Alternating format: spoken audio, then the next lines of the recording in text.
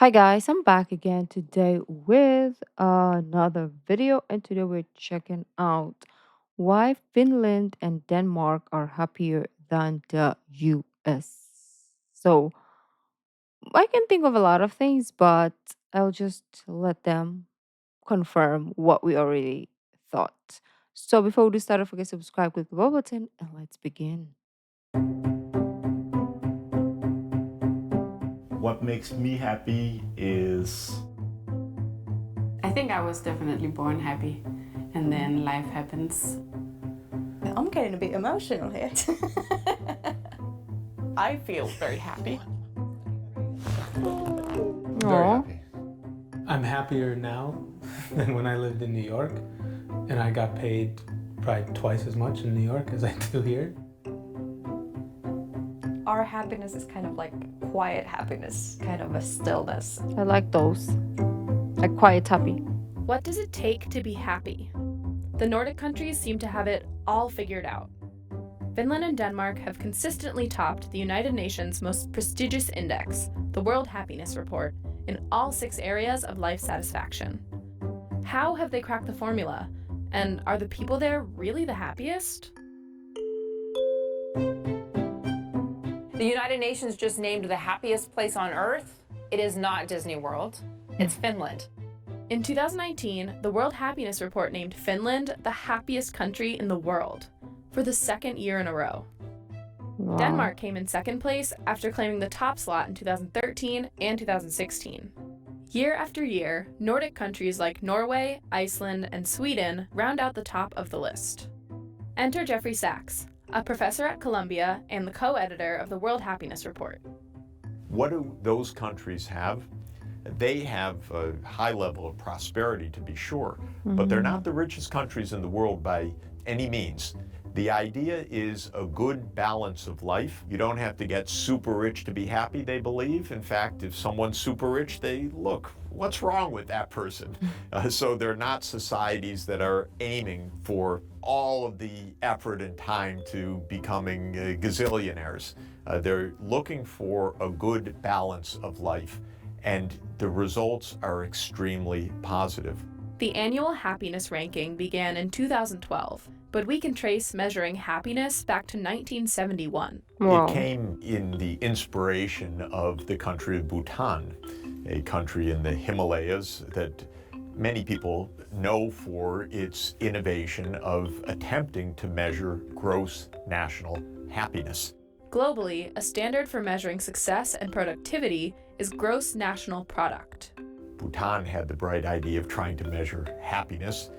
Measuring happiness is a fairly complicated business. Yeah, like how First did of it even all, start? we need to understand what happiness means.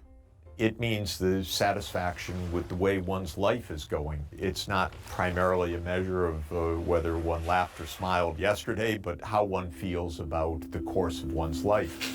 Meet Mike Viking, happiness researcher and CEO of the Happiness Research Institute in Denmark.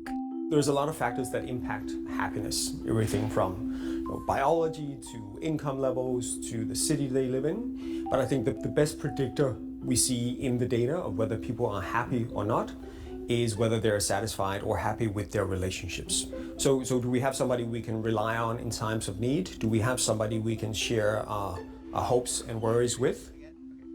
These 6 categories help account for the differences in life satisfaction around the world: GDP per capita, healthy life expectancy, freedom to make life choices, social support, generosity, and absence of corruption. Oh, On average, richer countries are that happier. one. On average, richer people are happier. But once we get to a certain level of income, additional $100 a month is not going to impact how people feel about their lives. So with money, like with everything else, we see diminishing marginal return. and I don't know why I'm bringing up this quote because it's extremely corny, but there is a Kanye West song in which he says that having money is not everything, not having it is. And I do think that's true in the sense that when you don't have it, it's all you worry about. And when you do have money, you can actually worry about other stuff. Happiness also seems like this elusive thing. We have 2 words for happiness in Danish. So we have lykke, which is the Luca? elusive thing, Doesn't the thing you experience spell like it once sounds. every blue moon. And then we have to be glad, like the word glad, which is different because it's more down to earth, and you can be glad despite the fact that it's not anything special. It's no special day. Lykke seems like this elusive thing that you can't quite chase. To be glad is more like our mindset. So I feel more like I choose to be glad at times rather than sort of trying to chase happiness, because that seems like it's never gonna happen that way. True. That's good to way of seeing it. Maria lives in Helsinki with her husband Duke and her 2-year-old son Luca. Wow. Aha, yeah, there it is. There it is. Finland is the best place to have kids. When you go give birth, it's almost free. We stayed in the hospital 3 full days as a family. We had our own family room and we got like meals and support and help and everything. And the bill was about 300 euros in the end. What? It's basically like living in a hotel. In Finland, new mothers receive a free baby Oh, box I saw that. jam-packed with 63 items to help with the baby's first year. You don't have to buy anything for the first 2-3 months. Of course, diapers and stuff like that, but basically. And also, you can actually put your baby to sleep in that box. Our baby actually, Luca, slept in the box for the first month. Finland, along with the other Nordic I countries, mean, why not, offers right? generous parental leave. Anu Partinen, author Philippines of The Nordic could Theory never. of Everything, spent could 10 years as a journalist in the never. US before returning to her home country, Finland. She's also a mother. In Finland, you get 10 months of paid parental leave, out of which about 4 months is set aside for the mother, and you started before the baby is born. 10 And months. then father can keep 9 weeks. Typically, both parents stay home for the first 3 weeks. They share the rest of the time until the baby is 9 months old. A parent can even stay home until the child is 3 years old and keep his or her job. However, the Wow. stipend is much smaller. Another determinant of well-being is one's sense of personal freedom to make important life choices. Can you shape your life the way you want? Christina was unhappy at her job in advertising and took an 8-month break. Wow. Social security is also something I think is very important. What I did didn't make me happy, and it didn't let me have that work-life balance that we cherish so much here.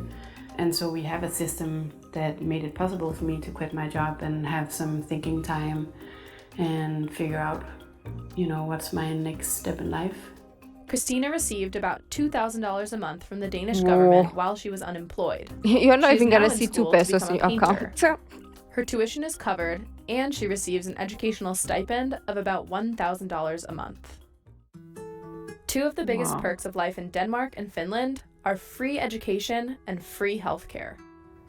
Income taxes are not at all as high in the Nordic countries that Americans tend to think. However, overall, it is completely true that the Nordic countries collect more taxes in general than the United States does. In Finland and the Nordic countries, there are higher taxes on consumption, like eating in restaurants and buying jeans. But the thing that I think a lot of Americans forget is that the Nordic people are happy to pay those taxes because they My face looks like this because I'm like, why do we have the same percentage of taxes but we get nothing in return? Like, why are we paying so much for nothing? Like, literally, we're paying to make the government fat. Like, their bank account, their stomach literally is exploding. And people are on the street starving. Why are we on par with the percentage of taxes that we pay with the Nordic countries, but we get zilch? What is this? Like, what are we paying for? We're paying what? Ugh, this government makes me sick, really.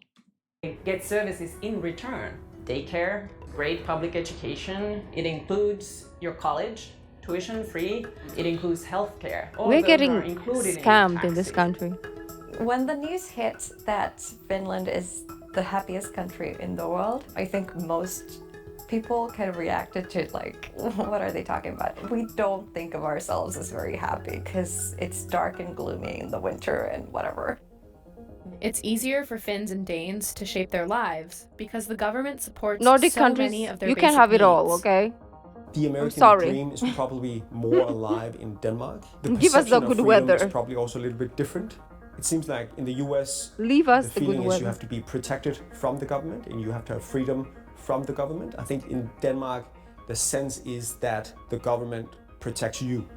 People trust other people. You leave a bag in a restaurant in Finland, you're pretty sure you're going to make it back and the money is still there. People even leave babies parked in strollers outside coffee shops while they run errands. Them. And I think partly the Nordic society cultivates that trust simply by I'm too providing paranoid to do basic that anyway, services for so. everyone. So there's much less poverty, much less feeling of injustice, inequality, crime. Boldly. People get the education they need, they can have a job, they can work, they don't have to struggle in life as much. There isn't super wealth and there's absolutely no super poverty. Everybody participates. It turns out it leads to a wonderful kind of life and one that is expressed year after year as making these countries the happiest countries in the world. We're making changes, Monica and though. Alex are expats who live in Copenhagen with their 2 teenagers. Alex is originally from the UK, and Monica is originally from New York. What else do you need? The olive oil and the balsamic vinegar. Where's the bowling? We originally came here expecting to stay only 3 years, but it was so good. I've been here 9 now. It's also safe. And this comes back to the community and the trust. We can let our kids go out. We do not have to sit here being really worried that are they going to come back? Are they safe where they're going? Do we have to go pick them up? We still worry, of course, but it's just very different. There's still this very strong sense of family, friends, community. Balance is the formula for happiness.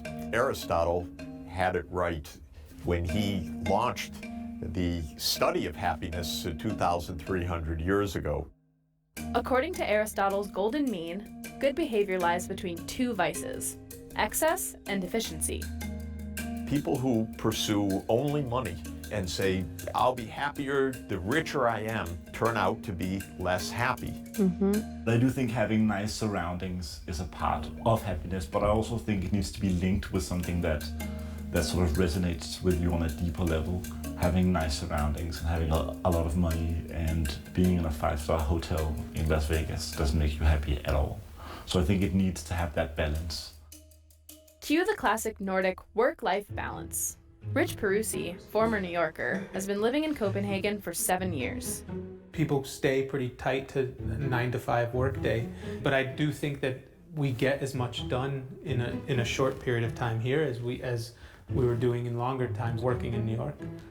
One of the comments we actually heard when we first came here was a Dane saying, when you see someone working late, are they doing it because they can't get their work done? Is there something wrong with them versus are they just trying to get ahead and working? There is a sense that, yes, work's important and you need to get your work done to a high quality, but you also need to make sure it's balanced appropriately. Sara Alhupuro is a diplomat and an artist who has shaped her work schedule to make time for her passion. So I actually need to go to my physical workplace only 3 days a week. So then the rest of the time I can spend here in the middle of nature. Wow. When I walk in the forest, I walk there very quietly, paying attention to all the small details and all the colors very slowly, and I try to spot all the small details. And I completely lose the track of time. Usually I spend about 5 to 6 hours picking mushrooms. Oh, jealous. People don't make as much money in the Nordic countries as they do in the US. So it's not really about how much you make. You don't have to make as much I don't to get care the about same money. quality of life as you would in the United States. I mean, we need to pay our bills, but So if apart we from look that, at you care less. the dimension called life satisfaction, we can see that money does matter for well-being and happiness. But I mean, on average, richer countries are happier, On average, richer people are happier, but the mechanism here is being without money is a cause of unhappiness. Not everyone likes to talk about money either. In Finland, it's been this kind of rule that you don't talk about money that much. At least like my parents basically wouldn't tell me how much they made, for example. If I would ask as a kid, it would be considered bragging if you would tell about how much you make, etc. People are happier when they are generous and when they feel that the society that they're in is a generous society. And then we find people want to live in places with decent government. If government is corrupt, if leaders are bizarre or autocratic or corrupt, the society is unhappy. In 2019, Finland elected the world's youngest. We should make a new what's this law. It should be like United Nations, okay? If we see corruption, we just like take a launcher and just like boom, like yeah. Can we do that? Like when we have the proofs, of course, we'll go through just system and then just like annihilate them there and there. Don't put them in like what the fuck, so that we put fear in these people. Cause what the fudge? The people suffer, like the people work. It's not that Philippines or Filipinos are lazy. It's just that our government is literally leeches. Leeches. And yes, it is the people's fault for voting them. Some of you will say, but yeah, you vote for this person and then oh you're like, okay, this is a leech. Okay, let me vote for the other leech. The other one. Oh, another leech. Oh, another, all of them. All of them. All of them. Like, yes, I will stay here, be like, oh yeah, I'm gonna be the best. And then when I go become a president, I turn somehow I turn into a leech. Don't know why. So we need to make a law that if we find corruption going on, we should just like nuke them right there and there. After we've proven it, of course. We nuke them. Can we do that? Can we do that? Because at this point, I'm tired. At least the generation now here, they're speaking up. Previous generations, probably like 100 years ago until 2 to 5 years ago, they've been quiet. Like, yes, we see corruption and we just like, yeah, it's normal. Yeah, we just go about our day. We're like, yeah, but the current society generation, we are like, nah, bish. Nah to the bish. So people like at least things are getting done. Obviously, it's not perfect yet, and it will never be perfect, but it's better than 5 years ago. Maybe 2 years ago, to be honest. Yeah, it's getting better. Slowly but surely. But I think if we try to nuke all of them, it will get better sooner. You know I'm crazy, but sometimes you gotta be sane to be you gotta be insane to be sane. Sometimes. Truly. Is unhappy. In 2019, Finland elected the world's youngest serving prime minister, 34-year-old Oh. Sanna Marin. Go girl. Was she good though? Danes are among the happiest people in the I world, think she was. but they're not necessarily the friendliest. Lars A.P., author of Effing Flink and founder of the movement of the same name, wants to change that. So Effing Flink is a national movement. Our prime goal is to take Danes that are among the happiest people in the world, but also being the friendliest people in the world. How do Why we are we do doing that? this? Well, because friendliness and positive human interaction means so much to us. Science shows us that. And so we're trying to do that in all sectors and all realms that we can think of. Finland and Denmark both have populations of less than 6 million people. The US has over 330 million people. I'm laughing because our country probably is the same size as, I don't know, Finland, maybe a little bigger. I'm not sure. But our population is like 100 something mil. 117 million, I think, the last time I checked. Yeah. And we are a small country, okay? We are islands.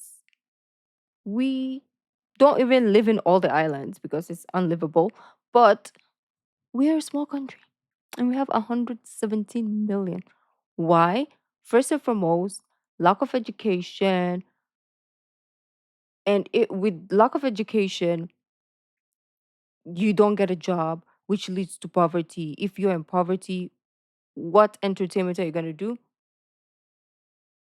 Making kids will be your main source of entertainment. So, The Nordic countries are pretty homogeneous too.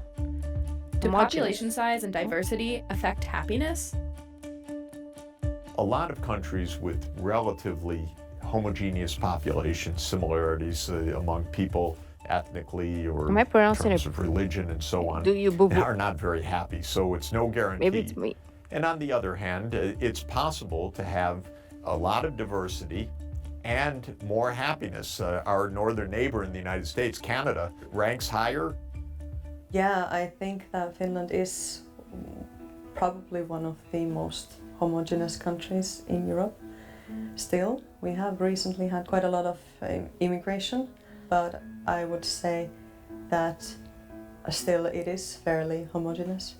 I think it's funny because I kind of always, I guess, assumed that Danish society was kind of diverse, but then we went to see Dave Chappelle's show here in Copenhagen, and both him and the guy who he had with him as support kind of opened their show saying Denmark is so white, and I never really thought about that before, but then ever since that show I just think about it all the time. We've been having immigration Maybe for predominantly, hundreds of but years from all over Europe. I mean, in the 70s we had a lot of people from Turkey coming up, from Vietnam. We had people from Yugoslavia in the 90s, and Denmark has remained happy throughout that period. The 2018 World Nobody Happiness wants to Report take me, explores no? happiness among natives and immigrants. It shows that when immigrants are happy, the countries are too. But if the country is already happy, new immigrants will experience increased happiness. It shouldn't undermine happiness in the Nordic countries that there are influx of people born abroad. There's also a dark side to happiness. Like in Denmark, one of the biggest epidemics right now is stress and people being sick with stress and having to leave their jobs. And people outside of Denmark didn't really understand what that meant. Like, what do you mean stress leave? But it might be that expectation to have a work-life balance here that stresses people out, that you both have to work, but you also have to take care of your family, you also have to be social with your friends, you also have to, you know, do this self-realization thing, hobbies and traveling, and there's so much you have to do in the same amount of hours, whereas maybe in New York or other places, you know that you're gonna work to 10 every day, so you don't expect to have the same balance, you know? It can be hard for outsiders to break into the Nordic cultures. The Danes have such tight-knit friend and family groups. It's I keep not hearing this. very natural for them to just include people, new people into their groups. It is. I don't care, a little to be harder honest. Come in from the outside to sort of become Don't part talk of to that me. group. We've had some, I'm good. some great Danish friends.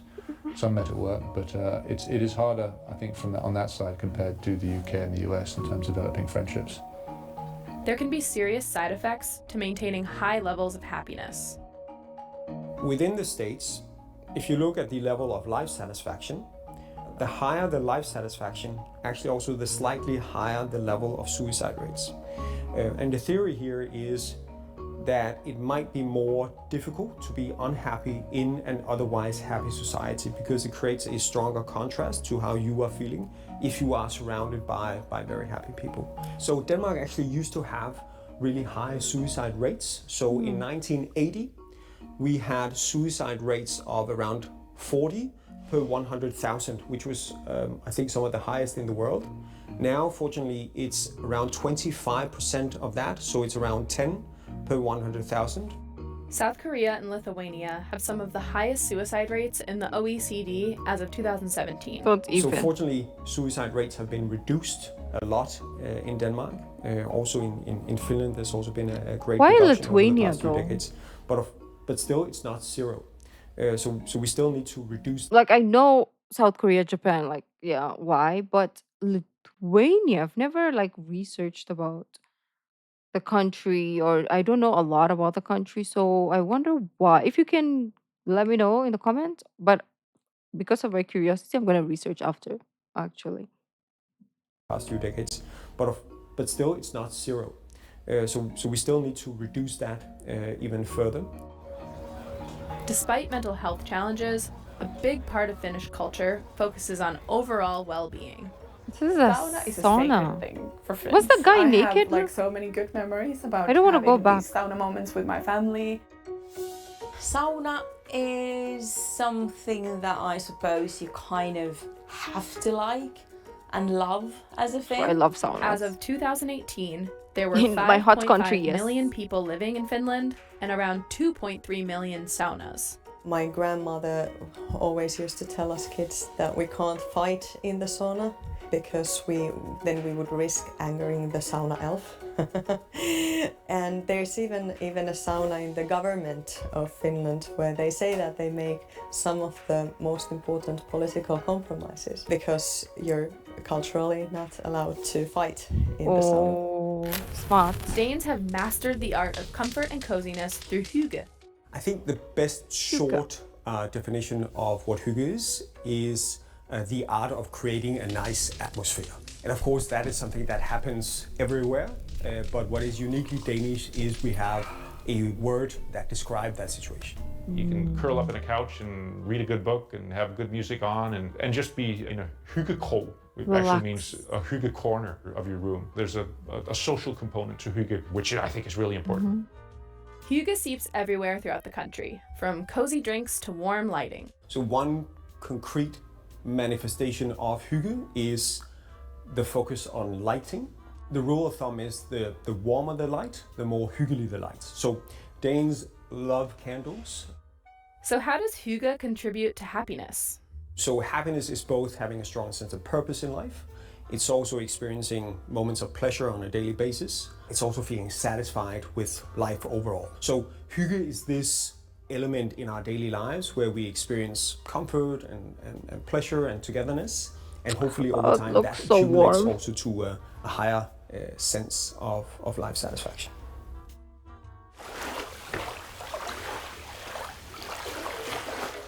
Another way Denmark and Finland support their citizens? Paid annual vacation. So in all Nordic countries, everybody has a right to paid annual vacation. It varies a little by country, but in Finland, for example, it's typically after you work 1 year for the same employer, it's 4 weeks in the summer and 1 week in the winter, and everybody gets this. I actually heard a statistic. It's something like when Americans go home after work October 27th, you guys have worked as much as Danes will work for the entire year. But I actually think that taking a little more time off also makes you a lot more productive. Yep. In Finland, it's traditional to spend the summer in a summer cottage, or mökki. We did have a summer house when I was little. It was something that my grandfather built himself during the 60s, I think. And we used to go there like all the time when I was small. A week doesn't go past during the summer when I'm not thinking like, oh, I wish we still had it. Traditionally, the mökkis wouldn't have necessarily electricity or running water. And usually most mökkis come with a lake or the Baltic Sea. You can go to your sauna and have a dip in the water. Very cold. So in a Nordic country, the vacation time also serves families that What's if the guy parents walking stagger their naked, so they vacations a censored bit, him? They can handle much easier the summer vacations for their children. That's And so of course free. then the family can spend time together. Maybe Finnish happiness is more like inside, you know, it's like an inner peace or something like that, that it's not so open. It's like a balance. It's more balance, I think. So, ready? Ultimately, happiness is relative. If you think you're having more sex than your neighbor, then you're happier. We are social beings, we compare ourselves to each other. So there are social comparisons in salary, in terms of the houses and how successful we believe we are, but also in terms of sex. So, what's one small way we can be happier today? For me, something that I've done which has made me happier is exercise. I think the saying no or being a tiny bit more selfish can make you happy. One step to improve your sense of happiness is go first. So you're walking down the street, someone else comes walking towards you. It might be just a smile. It might be just looking the other person in the eye, whatever it is, but go first with that, because you can't expect that the other person is going to do it. Don't be reactive, go first. In Denmark, we sometimes talk about the ABC for mental health. If you want to boost your mood, 3 sort of universal tips is doing something active, doing something together with other people, and doing something meaningful. So gather a group of friends, go for a walk. That could be something that could boost your mood. I wish I could go for a walk. Predicting the future on this is very difficult, unfortunately. Where will the US be? It could be even worse than now. It could be much better than now. It's a matter of actually making choices for a better direction for the country, and one that is not guided by fear and hate, but one that is guided by a sense of community and the common good. I really like this video. Gave us so much for the in a short period of time. I really like that. We are missing out. But also one thing that I want to take away from this video is, despite our country, how effed up it is, I want to live my life like how they live their life. Yes, I know we're not in the same environment, we don't have the same luxury, but I want to live like that despite what I have. I can make it better for me, even if, I have a crazy government. Uh go on a walk, even if we don't have necessarily roads that we like. I can find somewhere to go on a walk. Um but I cannot just go for a walk like, oh, I'm gonna go on my street. Impossible. Go on a bike. Impossible as well. But I'll figure it out. Anyways, beautiful peeps, thank you for joining. And if there are other videos you want me to check out, let me know down in the comments, and I will see you in the next video. Bye.